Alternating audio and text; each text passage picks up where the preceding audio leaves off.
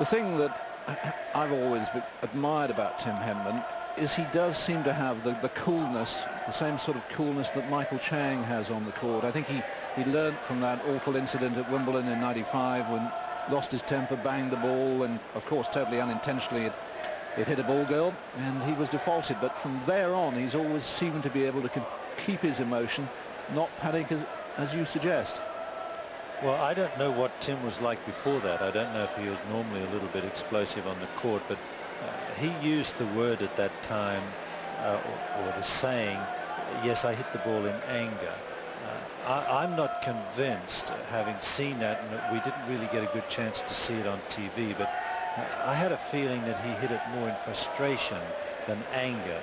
But certainly, as you say, since then, irrespective to what he was like at that time, he's been absolutely perfect. He plays the game, he gets on with it. He very much models himself on Ed Berg. He's a great admirer of Ed Berg, and who can blame him for being an admirer of Ed Berg? And he's also an admirer of Michael Chang, so he's looking up to the right people as a young man. But at the same time, he's still able to play his own game and not model his game on somebody else. 1-4, second set.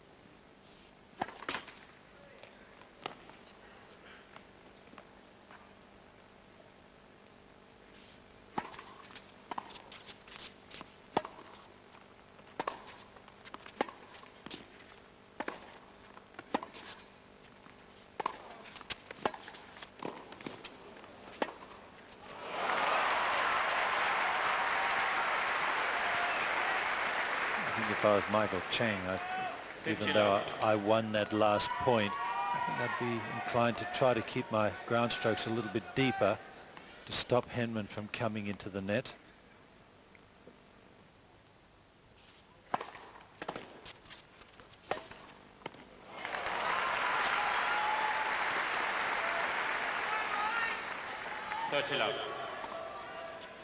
Good powerful serve and a very fine forehand.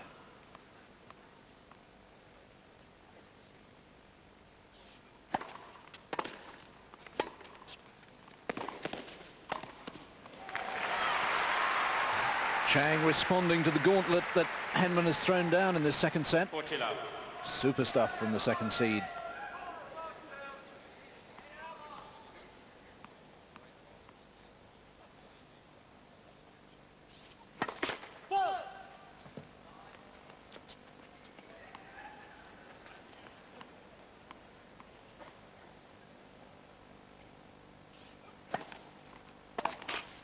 Game, Chang.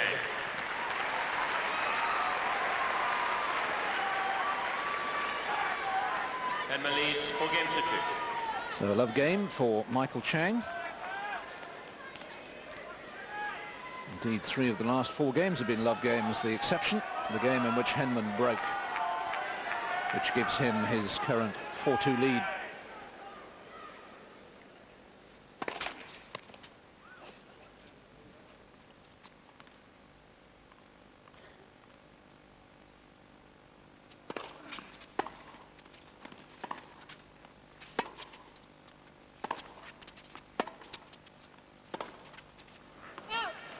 Love 15. This is the game that Henman must fully concentrate. Mustn't think that he's won the game nor the set. He's only 4-2 up. He's got to make sure he holds his serve. Ooh, that doesn't help.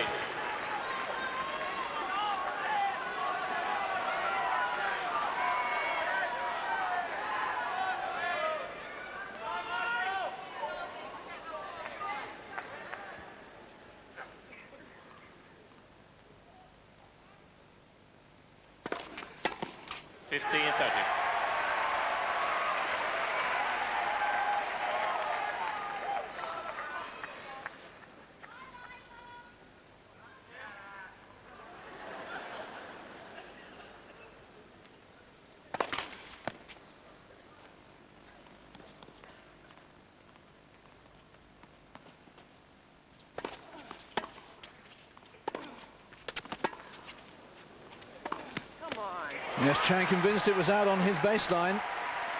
I have to say that as the ball was in the air, I was thinking that was going long.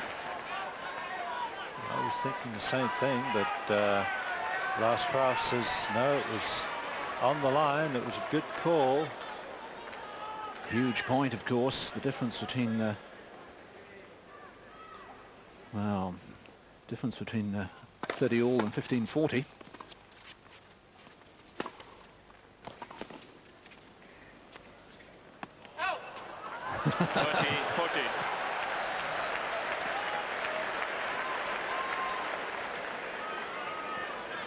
Well, at least the line judge sees the funny side of it, and that's good. Break point to Chang.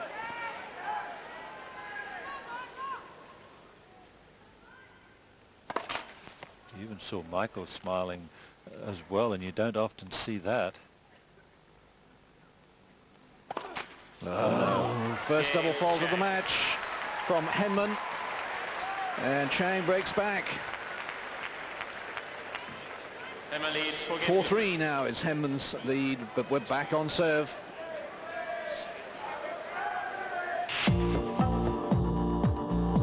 Rediscover the purity at the moment. Live coverage of the last match of the day. Michael Chang has forced his way back into this second set. Henman was leading 4-1, but now it's 4-3. First set for Chang, 6-1. What a disappointing game that was from Henman. Chang came up with a couple of good shots, but really Henman threw it away, ending up with that double fault. And now he's got it all to do. He's got to concentrate now and try to break straight back.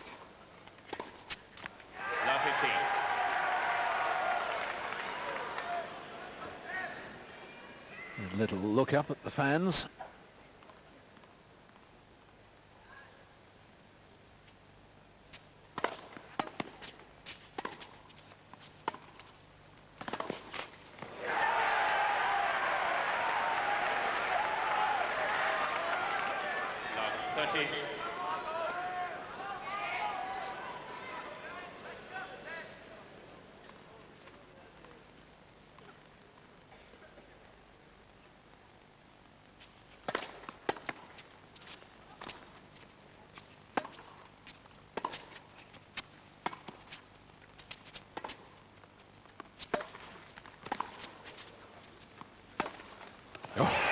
That's a huge forehand, and these are 3 points for Henman to move ahead 5-3.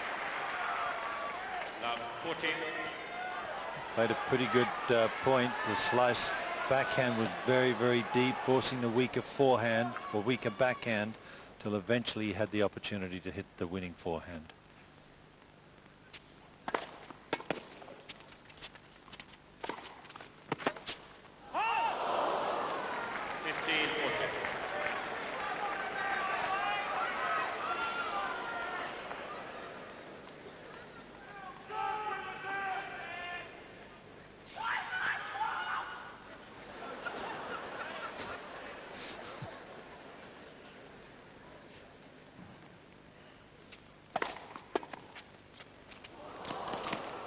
Well, a bit of luck for Henman there. Complete miss hit turned into a pretty useful drop shot.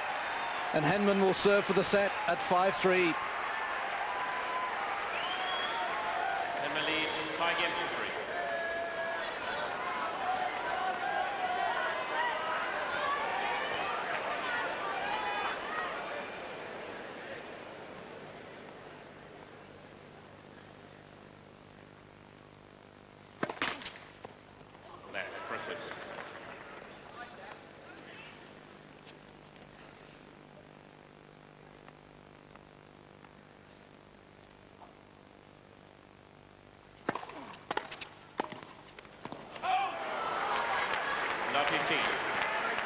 Well, it was an error on the forehand volley, but it was the power on the return that I believe forced the error.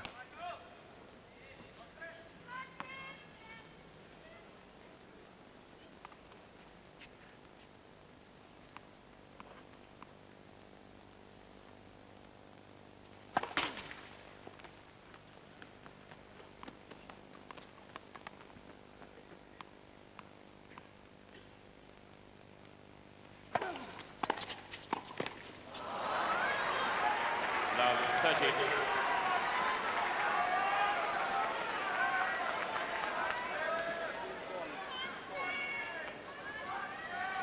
The volley, hit the volley.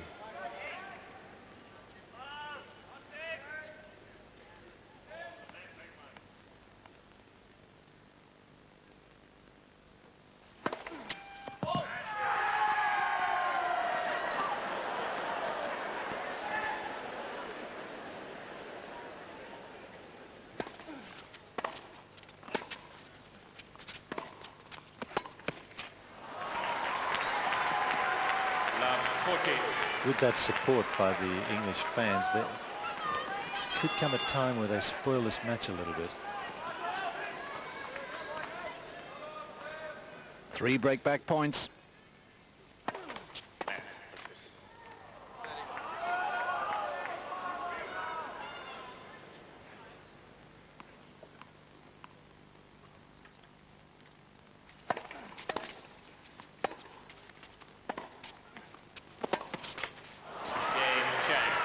Chang breaks back again. Henman leads 5 games to 4. Ball change, please. Oh, terrific play again from Michael Chang. He made those returns. You know when you're in that situation you're going to serve for the set against Chang. He's going to make you earn it. He's not going to give you anything, and that's absolutely right, and that's why he's the #2 player in the world. Right, and he was so close to, I think it was 1 win away, wasn't it, that stopped him from being #1 in the world. So he really is very, very close to being the #1 player. He cannot become the #1 player even if he were to win this tournament. Sampras will remain #1 irrespective to what happens. But you don't get to #2 in the world, and he's been in that top 10 range for any number of years, and that just goes to show you that he does so many things well. And one of the things that he does do well is he returns serve well. Generally speaking, he returns serve well. I can't say he always does it because nobody always does it, but again, generally speaking, when you are serving for a set, serving for the match, he's going to do everything he possibly can to get that ball back and make you win that game. And unfortunately for Henman, he wasn't up to it. He couldn't win that game. New balls in play. We've had 4 breaks of serve in this second set, and it's Chang serving at 4-5. 15 love. Third ace.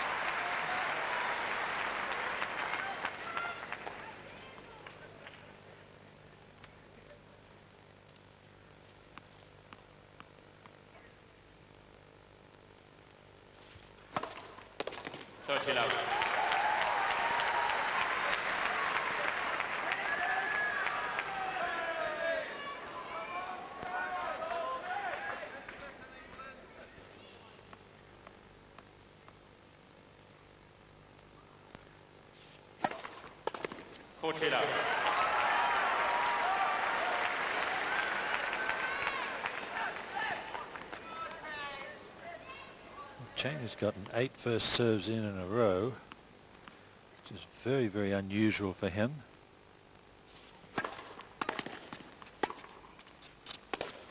Oh dear. And he's won 8 points in a row. Indeed, 9 in a row. And it's 5-all.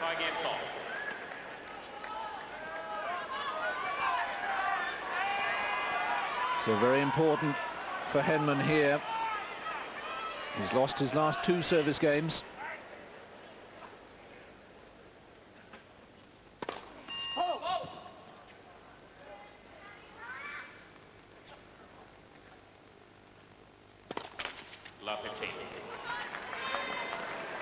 Second double fault.